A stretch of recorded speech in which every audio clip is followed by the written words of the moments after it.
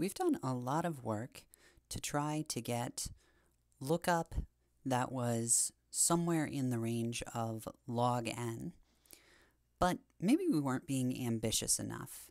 Maybe we should aim for constant lookup.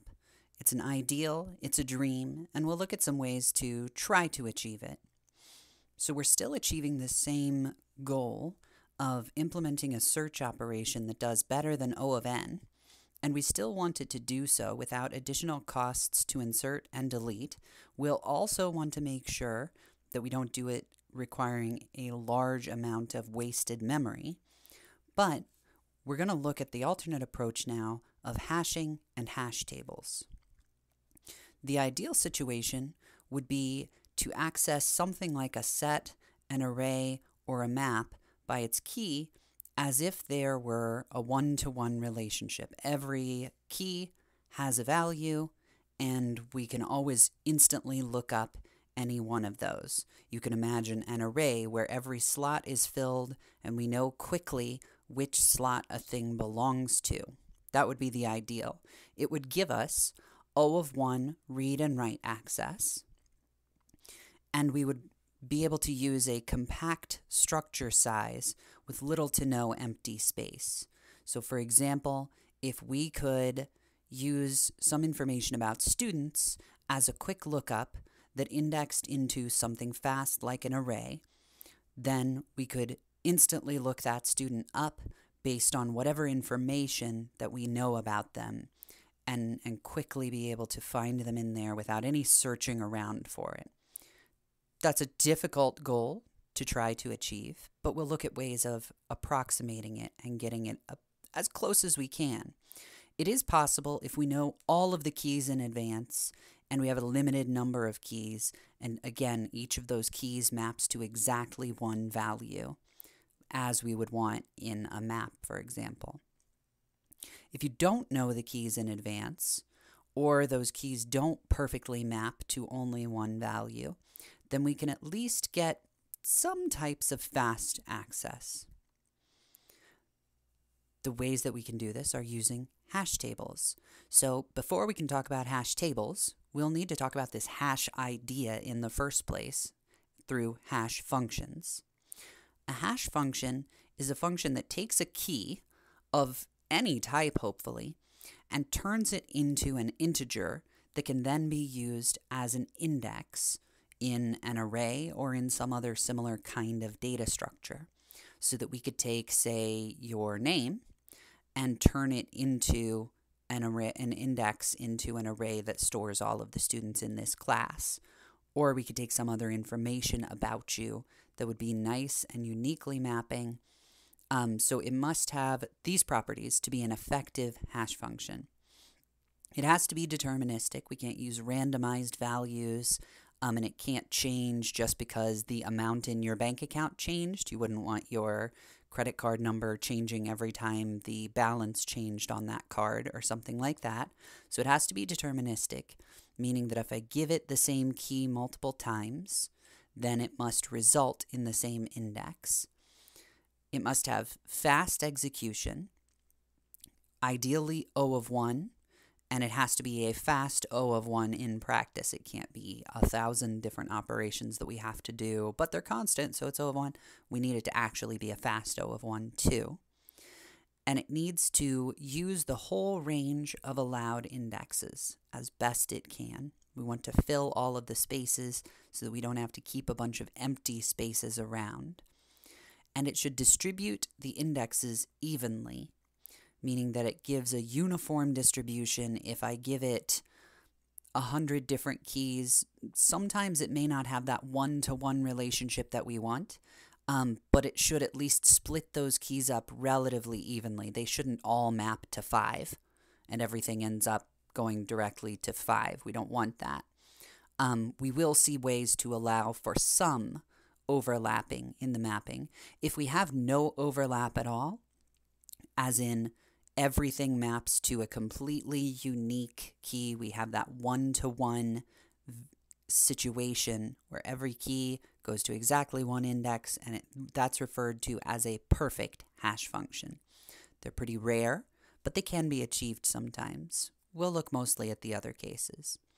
So one example of a hashing function would be polynomial hashing.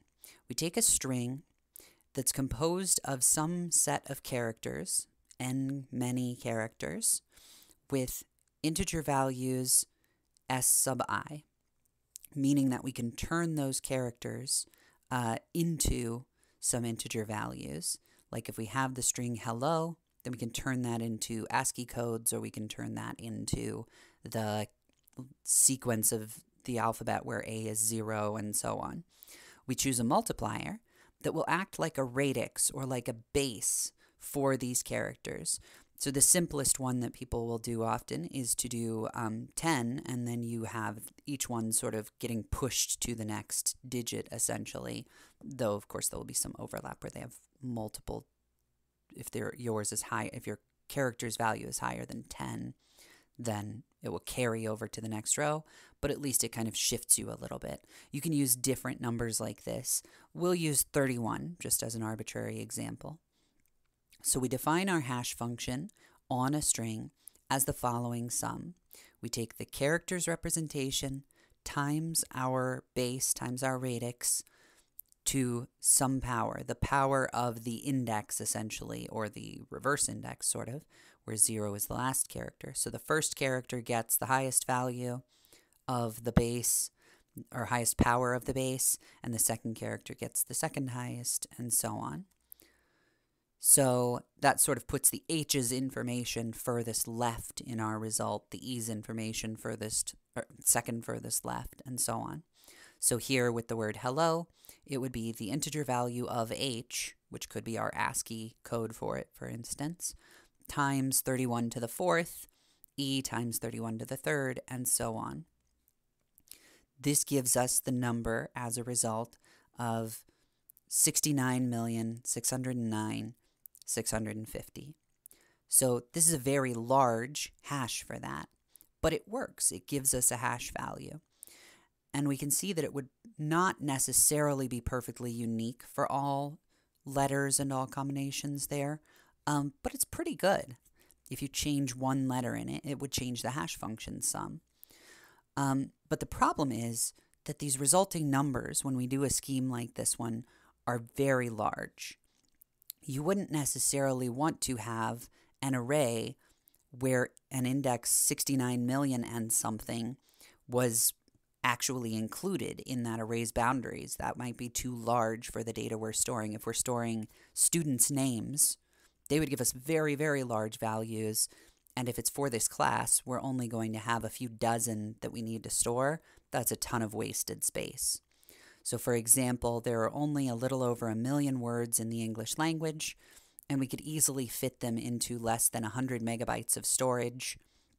But a word like throughout would hash to over 26 billion and would require 100 gigabytes about of storage for that hash table if you took the hash function and made that directly the index into your array for the hash table or your list or whatever you were keeping for it.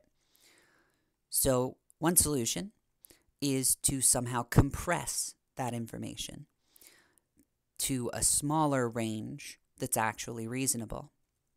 So we choose a size for our data structure, for our array, and then we do modulo by that size so that everything will fit within the range of whatever size of array we want. We usually aim for some reasonable prime value so that it splits the data nicely in there. So for example, we could do 2,000,003 as the size of our array, and then for each value, if we needed to know where it ought to go in the array, we just do mod by that 2,000,003, and we get a smaller value that fits into that reasonable sized array. So we can always be sure that the index will be less than 2,000,003, which then makes it fit, as I said, into that array. The issue with this is now we will potentially have multiple values that come out with the same index. If it were 60 or 71 million, etc., and 3, then it would map to the same value on here. So we need to make sure that we can handle when values overlap or come out with the same index too, and we'll spend a good amount of time on that. So a hash table specifically is a data structure where it stores keys in an array, which we refer to as the table, at some index determined by the hash function. And ideally, the array is relatively sparse, meaning that we are not overfilling individual spots, but we're also not leaving lots of empty spaces in there either. We want to balance sort of between those. And the keys are not ordered within the array. The structure allows insert, find, and possibly remove. Similar to a map, in many languages there will be hash tables used as the backing data structure for a map, for example.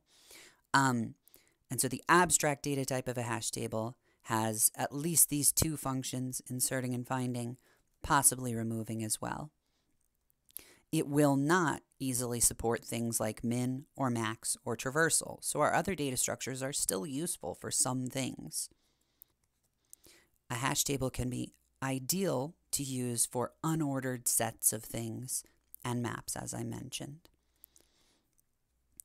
To visualize the hash table a little bit, we've got some hash function that's kind of like a box where we plug in values, or rather we plug in the keys, and it tells us where things should map to, where things hash to in our array of indexes there. And so the value that can be important here is the load factor, meaning sort of how well distributed things are in the array. Again, we don't want an array of size 2 million where only 5 of the indexes are used. We want to be able to use the indexes fairly well in there. So this load factor is the number of entries in the table divided by the table size. It will give us the percentage of the table that's used. Here, 50% of the table is used with these keys inserted. And that will change based on how many keys we're using, and it will change based on how good our hash function is, if it distributes things well inside of that table. So the basics of constructing a hash table are, we want to choose a good hash function. That hash function should be fast to calculate so that lookups are still quick and insertions are still quick. And it should be uniform, meaning that it distributes the values fairly uniformly, not all centered around the even numbers or all centered around 1 to 10 or anything like that. We then choose an appropriate table size for the amount of data or the type of data that we know we're going to be storing, which is usually a prime number, so that doing mod with it provides a good compression function from the hash function to the actual indexes. And then we have to choose a strategy for handling collisions. Collisions are what I mentioned before, where if multiple things map to the same thing, whether that's because our hash function sometimes repeats values, it gives us the same hash for different data. For instance, if we change one character in one place and another character in another place, some hash functions will then give you the same result for those two different strings. So sometimes our hash function has collisions itself, and sometimes when we do the mod to get down to our table size, then we will cause collisions as well. So those collisions are a problem for us because we have an array. In theory, it stores one value.